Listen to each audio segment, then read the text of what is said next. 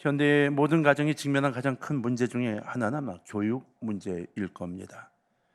재미있는 이야기 중에 우리나라가 교자로 시작하는 것 중 해결하지 못하는 두 가지가 있다는 우스갯얘기가 있죠. 뭔지 아세요? 예, 교육 문제하고 교통 문제랍니다. 이건 해결이 안 된대요. 거기에 이제 목사님들이 하나 더 붙여서 세 가지가 있다고 하면서 교육자 문제도 해결이 안 된다 이렇게 얘기를 하는데, 어쨌든 현대의 모든 가정이 직면한 가장 큰 문제 중에 하나는 교육 문제일 것입니다. 오죽하면 교육 이민이라는 말이 나왔겠어요. 그리고 기러기 아빠가 사회 문제가 돼서 이혼하는 가정이 생겨나고 살인까지 벌어지는 안타까운 시대를 맞고 있습니다. 자식을 교육을 어떻게 시키려고 했는지 모르겠지만 잘못된 생각이 잘못된 방향으로 끌고 가서 가정의 파탄을 이끌어내고 말았죠. 농사 중 으뜸이 자식 농사다 하는 말이 있죠. 자식을 양육하고 기르는 것이 제일 어렵고 힘든 농사이고 또 제일 보람되고 중요한 일이기 때문에 아마 이러한 말이 생겼을 겁니다. 오늘 우리가 본문을 읽었던 골로새서 특히나 3장 18절에서 4장 1절까지의 말씀은 소위 그리스도인의 가정률이다 이렇게 불리우는 말씀입니다. 가정을 이루고 있는 세 가지의 관계 구조에 대해 설명하고 있어요. 다시 말하면 남편과 아내의 관계, 자녀와 부모의 관계, 그리고 노예와 상전에 대한 말씀이 거기에 모여 있습니다. 당시 이 사회는 남편이 아내에게, 부모가 자식에게, 주인 노예에게 일방적으로 수직적 명령을 가하고 그 명령에 순종하는 구조로 되어 있던 가부장적 일방적 구조였죠. 근데 오늘 이야기한 바울의 가정률은 상호 쌍방적인 권면의 이야기로 구성이 되어 있습니다. 그리고 무엇보다 주님 안에서의 가정을 강조하고 있다는 겁니다. 성경적으로 오늘 본문이 왜 중요한가 하는 것은 바로 사도행전 이후에 초대교회에 그리스도인의 교회들이 이러한 가정들을 구성하기 시작하고 그리고 시대를 이끌어가는 가정들을 만들어냈기 때문입니다. 그렇다면 성경이 말하고 있는 우리 가정의 아이와 부모의 관계에 대해서 설명을 좀 해볼까요? 첫 번째로는 우리 자녀들의 이야기를 할 때 어떠한 자녀를 이야기하는가 하면 하나님이 보시기에 아름다운 자녀를 이야기합니다. 하나님이 보시기에 아름다운 아이. 옛 이야기 중에 재미난 이야기 하나 있죠. 고슴도치도 자기 새끼는 이쁘답니다. 고슴도치가 뭐 새끼가 이뻐요? 우리 이쁘답니다. 진짜 이뻐합니다. 세상 모든 어머니의 눈에는 자기의 자식만은 이쁘게 보인다는 의미가 여기 담겨 있죠. 탈무드에서는 자식이 예쁘게 보이는 부모의 이 눈을 하나님이 주셨다고 말씀하고 있고, 거기에 한 가지 더 재미있는 이야기를 탈무드에 담고 있어요. 하나님께서 아이들을 다 돌볼 수가 없어서 그래서 하나님과 같은 사랑을 갖고 있는 어머니를 만드셨다. 탈무드에는 그렇게 이야기를 합니다. 정말 멋진 말이죠. 내 자식이 예쁘게 보여야 내 자식을 사랑하고 용서하며 키울 수 있는 것 아니겠어요? 사랑의 마음이 충만해야 희생하며 키울 수 있지 않겠어요? 근데 오늘날 사탄이 부모의 마음에서 이 눈을 빼앗아가고 있는 겁니다. 자식을 위해 희생하고 헌신한 부모의 마음을 흔들고 있다는 거예요. 여러분, 한참 우스개기가 돈 적이 있었죠. 아이가 학교에서 와서 엄마, 이 입 큰 개구리 시리즈가 한참 나올 때 얘기잖아요. 애들이 나 놀려. 왜? 입 크다고. 엄마가 뭐라 그랬어요? 누구 입이 크대? 우리 딸이? 입 작어. 일로 와. 엄마 뽀뽀해줄게. 이렇게 하는 그 개구리 시리즈가 있었어요. 엄마 딸 뽀뽀해줄 때 돌아가면서 뽀뽀를 할 줄 입이 큰데 엄마 눈에는 안 커 보이는 거예요. 맞아요. 하나님 만드신 축복입니다. 그런데 사단은 이 축복의 방향을 삐뚤어가면서 세상을 바꿔가고 있는 거예요. 성경이 가르치고 있는 우리 가정을 흔들어 파괴하기 위해 사단은 이 사랑에 대한 개념을 무너뜨리고 있는 겁니다. 요즘 언론이나 보도를 보면 고슴도치보다 못한 부모들이 점점 많아지는 것을 느끼게 됩니다. 출애굽기 2장 2절을 보면 아들을 낳으니 그가 잘생긴 것을 보고 석 달 동안 그를 숨겼으나 라고 되어 있습니다. 모세 어머니 요게벳의 이야기입니다. 모세 어머니가 아들을 낳았습니다. 그 당시 아이를 낳으면 죽이라 했는데 도저히 죽일 수가 없었습니다. 왜냐하면 잘생긴 것을 보고 석 달 동안, 이렇게 성경에 기록되어 있어요. 잘생겼다고 했습니다. 옛날 성경에는 아름답다 이렇게 되어 있습니다. 부모의 눈에 자기 자식이 예쁘고 귀하지 않게 보이는 사람이 어디 있겠습니까? 그래서 눈에 넣어도 아프지 않다고 했는데 바로 이 신기한 마음은 하나님이 주신 선물인 겁니다. 하나님이 주신 이 마음으로 자녀를 사랑하고 잘 키울 수 있기를 하나님이 원하셨던 거죠. 어머니 요게벳의 눈에 비친 모세의 아름다움은 평범한 아름다움, 그 잘생김이 아니었던 것 같습니다. 히브리서 11장 23절에 보면 믿음으로 모세가 낳았을 때 그 부모가 아름다운 아이임을 보고 석 달 동안 숨겨 왕의 명령을 무서워하지 아니하였으며 그랬어요.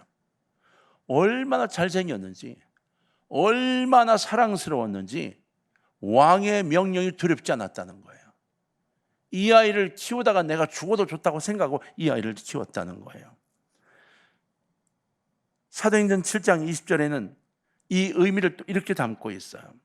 그때 모세가 낳았는데 하나님 보시기에 아름다운지라 그의 아버지 집에서 석 달 동안 길렀더니 이렇게 됐어요. 아버지 집에서 석 달 동안 길렀대요. 사도행전 7장은 스데반 집사의 마지막 유언적 설교 속에 들어있는 이야기예요. 스데반 집사가 마지막 유언적 설교 속에 모세의 이야기를 하면서 이렇게 말씀을 하고 있는 거죠. 그렇다면 하나님 보시기에 아름다운 이 아이는 대체 어떤 아이일까요?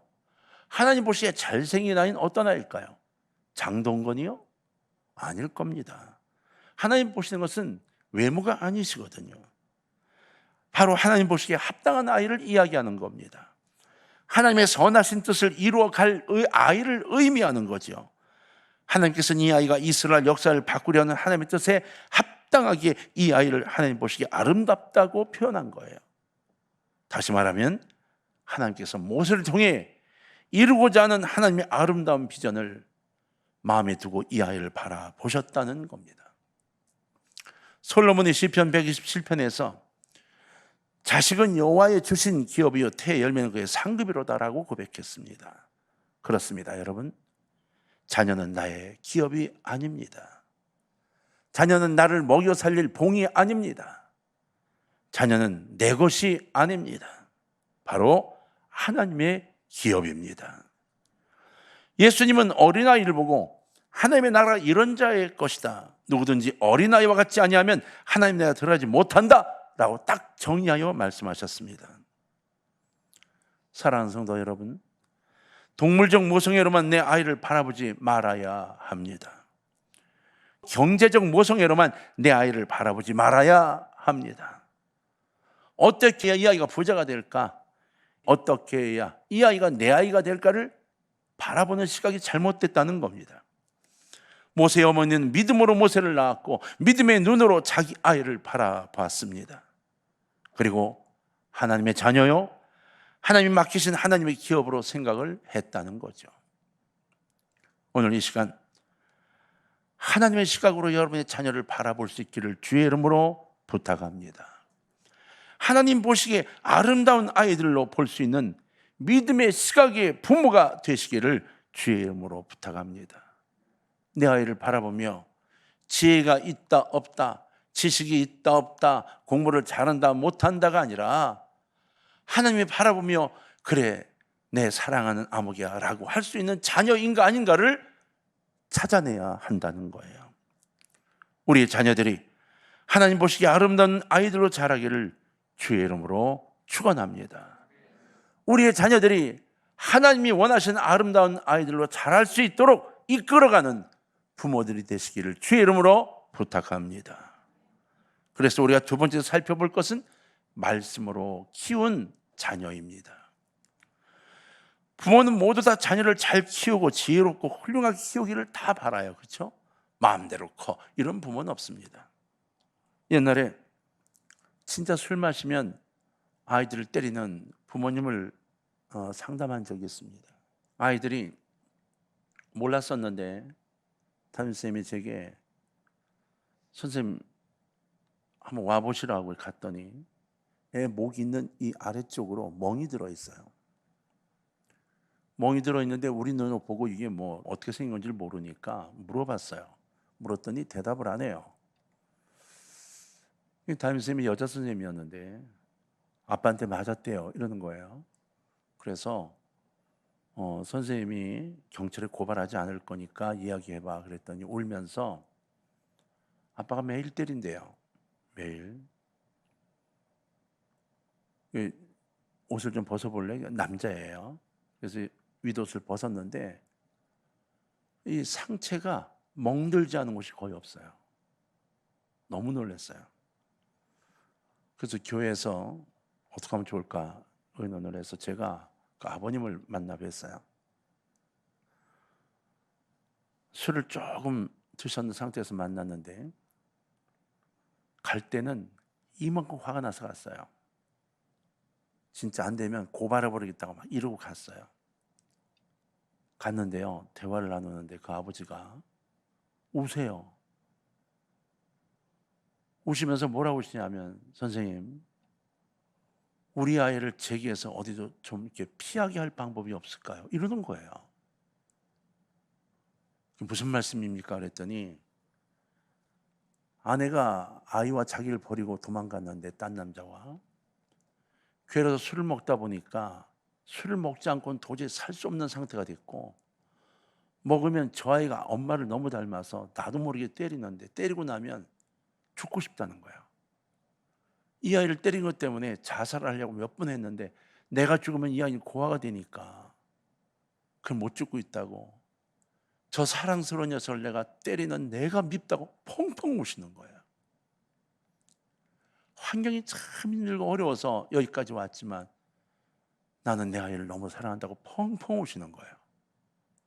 이 녀석이 밖에 듣고 있다 뛰어들어오면서 지 아버지 붙들고 막 엉엉 우는데 저희 셋이 막 진짜 한참으로 울었어요.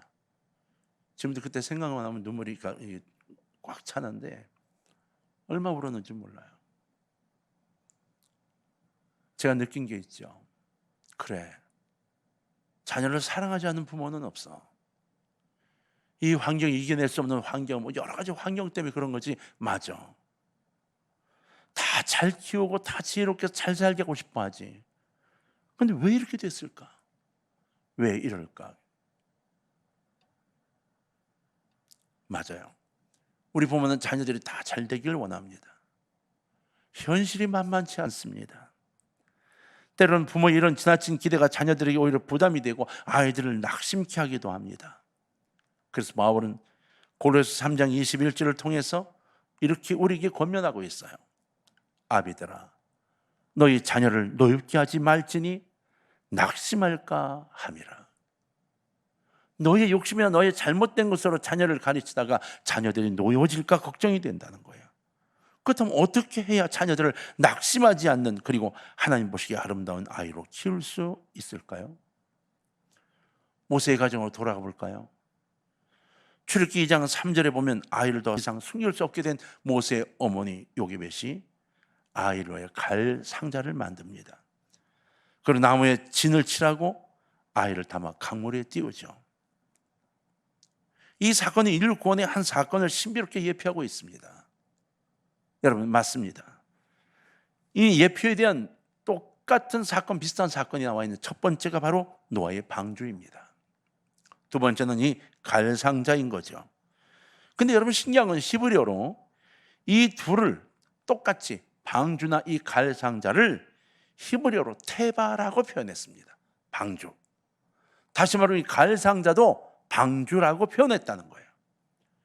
모세를 살릴 수 있는, 여러분 아시죠? 노아의 방주는 노도 없습니다. 키도 없습니다. 그냥 떠서 하나님이 운행하시는 대로 가도록 만들어져 있습니다. 갈상자도 마찬가지입니다. 이 갈상자를 만들어 이 안에 모세를 담고 그 갈상자를 강물에 띄울 때 요게벳은 하나님이 이 아이를 인도하시기를 바랐다는 것입니다. 방주에서 안전하게 노아의 가족이 보호받았듯이 모세는 갈대 상자 속에서 보호받고 구원받았다는 겁니다. 오늘날 세상의 죄악과 유혹, 방탕의 물결이 노아 때의 홍수와 그리고 홍해바다의 파도보다 훨씬 더 극렬합니다. 거기서 우리 자녀를 지켜야 되지 않겠습니까? 그러한 것들을 우리 자녀를 삼키려고 호시탐탐 노리고 있습니다. 게임이니 뭐니 이야기를 꺼내지 않아도 얼마나 많은 것들이 우리 자녀들을 노리고 있는지 모릅니다. 우리는 이 아이들을 살려내야 합니다. 건져내어 구원해야 하는 책임과 의무가 있다는 겁니다. 방주와 갈상자는 바로 오늘 이 시대의 하나님의 교회를 뜻합니다. 우리 자녀들을 이 신령한 의미가 담긴 교회로 부지런히 인도하시기를 바랍니다. 나약하게 보이는 갈상자가 모세의 구원과 그의 인생이 아름답게 인도하는 출발점이었던 것을 기억하십시오. 하나님의 사랑과 보호가 자녀들의 울타리가 되어야 하는 겁니다. 신앙의 담장이 없는 아이들은 불안합니다. 성경적으로나 영적인 의미에서 볼 때 하나님 아버지를 모르는 자녀는 결국 부모도 모르게 됩니다. 결국은 하나님 부모를 몰라보게 되는 거예요. 하나님을 버린 자녀는 부모도 버리게 됩니다. 교회를 떠난 자녀는 나중에 가정도 우습게 여깁니다. 모세의 어머니 요게벳은 시대적 상황 속에서 자신의 한계를 절감하고 모세를 갈상자에 담아 하나님의 인도하심에 맡겼습니다. 하나님께서 모세를 책임져 주셨습니다. 이 시대에 우리는 내가 대단한 줄 알고 내가 이 아이를 어떻게 해보려고 얼마나 애를 쓰는지 모릅니다. 그러다가 아이를 도저히 어떻게 할 수 없을 때 그때 손을 놓고 내버려 두게 되죠. 그래서 아이가 부모를 떠나고 가정을 떠나게 만듭니다. 서서히 떠나가게 만들고 그리고 결혼하고 나면 아예 찾아오지도 않는 애를 만들어 버립니다. 그리고 그 아이 탓을 합니다. 아닙니다. 납니다. 내가 그렇게 만든 겁니다. 마가복음 3장에 보면 부모들이 어린아이를 데리고 와서 예수님에게 축복받기를 원하고 있습니다. 제자들이 이를 가로막자 예수님이 크게 화를 내셨습니다. 그리고 아이들을 데려오라고 하시고 그 아이를 안고 안수하시고 축복하여 주셨습니다. 오늘 우리의 자녀도 예수님에게로 데려와야 합니다. 예수님이 안아주시고 저의 머리에 손을 대고 안수하시고 축복을 주시는 그 축복을 받는 자녀로 키워야 한다는 것입니다. 그 무엇도 이를 방해해서는 안 됩니다. 예수님께서 안타까워하고 분노하실 것이기 때문입니다. 제가 여러분 자주 부탁하죠. 여러분 자녀들을 자꾸 목사의 손길 근처에 갖다 놓으라고, 자꾸 끌어안을 수 있도록 만들어 놓으라고. 우리 교회 청년들은 그래서 고맙습니다. 나이가 들어 다 성년이 됐는데도 와서 안기고 목사님 기도해 달라고 하고. 맞아요. 자꾸 영적으로 주님을 닮아가고 복받는 아이들이 되도록 우린 키워야 합니다. 오늘 여러분의 가정은 어떤 가정인가요? 예수님이 안타까워하시는 가정입니까? 아니면 축복하시는 가정입니까? 마가복음 10장 14절 예수께서 보시고 노하시어 이르시되 어린아이들이 내게 오는 것을 용납하고 금하지 말라. 하나님의 나라가 이런 자의 것이니라. 오늘 주님이 우리에게 똑같은 이야기를 또 하고 계십니다. 너희들은 너의 자녀들, 내가 맡긴 너의 자녀들을 어떻게 하고 있느냐. 성경이 원하는 세 번째 자녀는 꿈을 심어 키운 아이입니다. 우리 교회가 계속 꿈에 대한 이야기를 전달하고 우리 청년들의 꿈을 심어주려고 애를 쓰죠. 우리는 조금 다른 양상을 갖고 있죠. 안 되면 아이들을 훈련시키고 교육시켜서 꿈을 자꾸 갖게 만듭니다. 세상의 모든 부모는 자기 자식에 대한 기대가 있습니다. 꿈이 있죠. 그래서 부모의 생각과 꿈과 기대를 자녀에게 조입시키고 강요합니다. 부모의 이런 강요는 대개 두 가지로 나타나죠. 그렇죠? 첫 번째는 이런 겁니다. 내가 했어. 내가 해냈으니까 너는 내 자식이고 내 핏줄이야. 너도 할 수 있어. 해. 이렇게 말합니다. 또 하나는 내가 이루지 못했으니까 네가 대신 이루어줘야 돼 라는 거예요. 아니 자식이 무슨 로봇도 아니고요. 그 개인의 인권과 개인의 성품이 있는데 그걸 다 묵살하고 내가 원하는 대로 해라고 요청하고 있다는 겁니다. 이 두 가지는 둘 다 자녀를 낙심하게 합니다. 분노하게 합니다. 표출을 못할 뿐이지 속이 썩어 들어가고 있다는 겁니다. 골로새 3장 21절이 이렇게 돼 있다고 그랬죠. 아비들아 너희 자녀를 경록해 말지니 뭐할까 하노라 낙심할까 함이라. 조그만 자식이 무슨 낙심을 하냐고요? 어디 부모한테 화를 내냐고요? 화를 내게 만든 게 바로 나라는 것을 왜 인지하지 못할까요?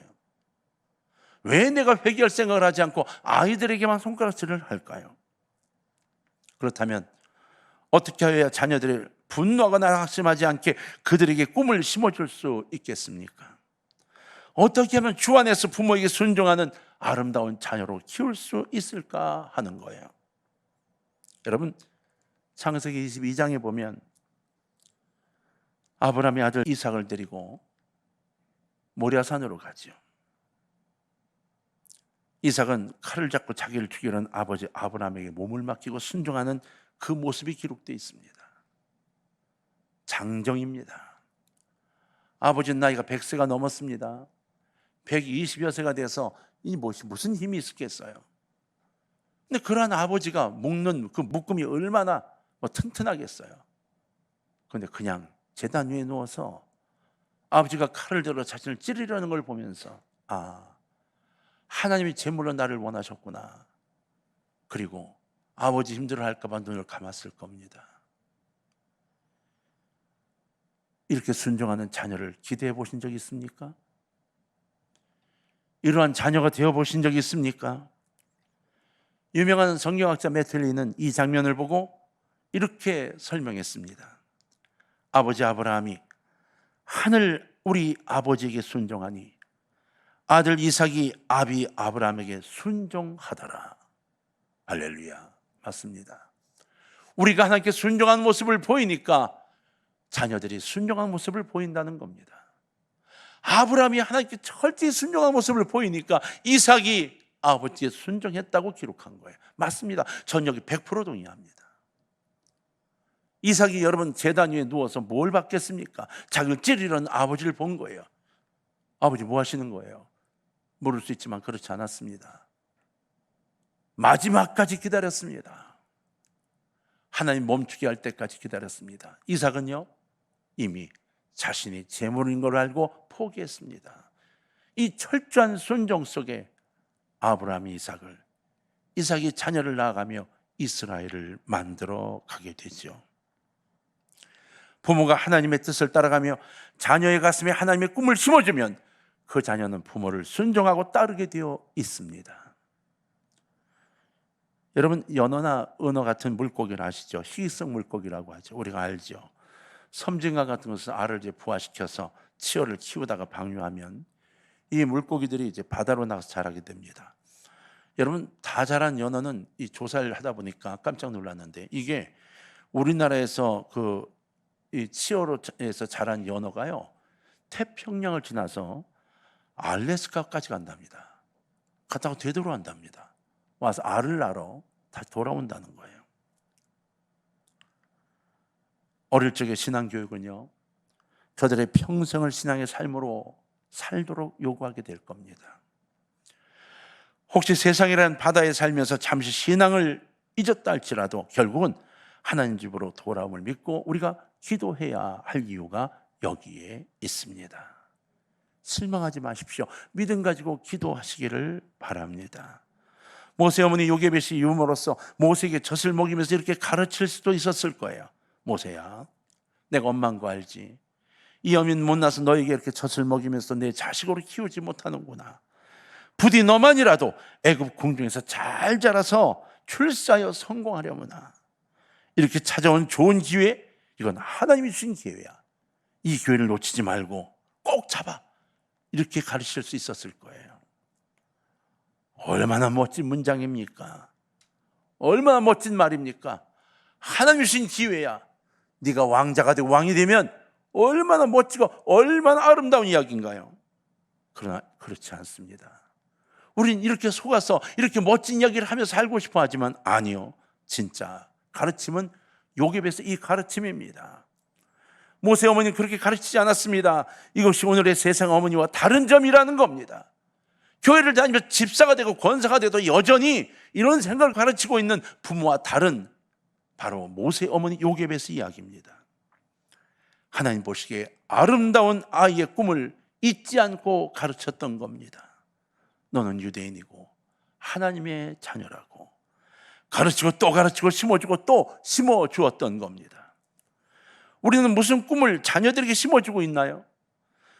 누구를 바라보는 교육을 시키고 있습니까? 위대한 모세 인생에는 위대한 어머니 아름다운 양육이 있었습니다. 하나님 보시기에 아름다운 아이로 키우면 세상에서도 아름다운 삶을 사는 자녀로 하나님께서 책임지신다는 것이죠. 축복하시는 것입니다.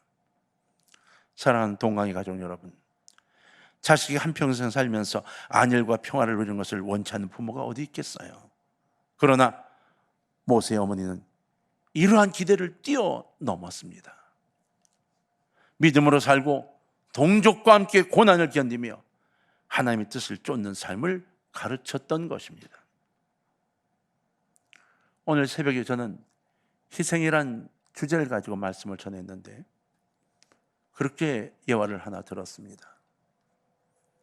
여러분,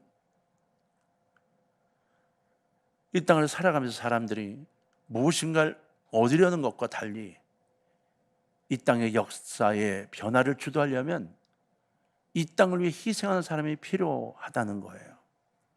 성경은 우리에게 그러한 희생의 사람을 요청하고 있는 겁니다. 우리 자녀들의 가슴에 아름다운 꿈을 심어주시기를 주의 이름으로 부탁을 드립니다.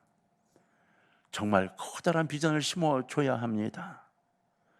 우리 자녀들이 거룩한 소망과 기대를 갖도록 우리 자신들을 향해 기도하셔야 합니다.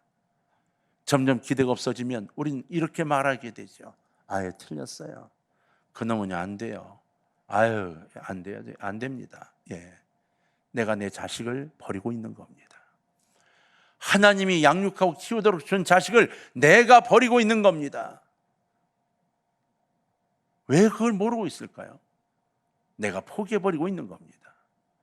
내가 너 어떻게 해줄 수 없으니까 니들이 알아서 해. 네, 알아서 할 수 있습니다. 그럼 끝까지 기대하고 끝까지 기도해야 합니다. 기도해 주지 않으면서 포기해버리는 것은 내 책임을 회피하는 겁니다. 제발 부탁입니다. 동강의 가족 여러분, 여러분의 자녀들에게 거룩한 소망과 기대를 가지시기를 바랍니다. 여러분의 자녀는 하나님께서 맡겨주신 하나님의 선물입니다. 이 선물이 나중 주님 앞에 무릎 꿇고 기도하며 영광 돌릴 때 하나님 우리를 향하여 내게 맡겨놓은 너에게 준 너의 자녀를 잘 양육하였으니 잘하였다 충성된 종아 말씀하신 날이 꼭 있도록 여러분 주 앞에서 자녀들을 양육하시기를 바랍니다. 자녀를 사랑하지 않는 부모가 어디 있어요? 사랑의 방향성이 잘못될 때 얼마나 많은지 모릅니다. 내 자녀들이 막 뛰어다니고 막 시끄럽고 막 저는 지난번에 동대구에서 그런 걸 봤어요. 뭐 난리가 났습니다. 근데 엄마는 눈 하나 깜짝도 하지 않습니다. 그 어떤 어르신이 아이들 뭐라 했다고 그만 어르신한테 왜 남의 한테 그러냐고 대드는 걸 봤습니다.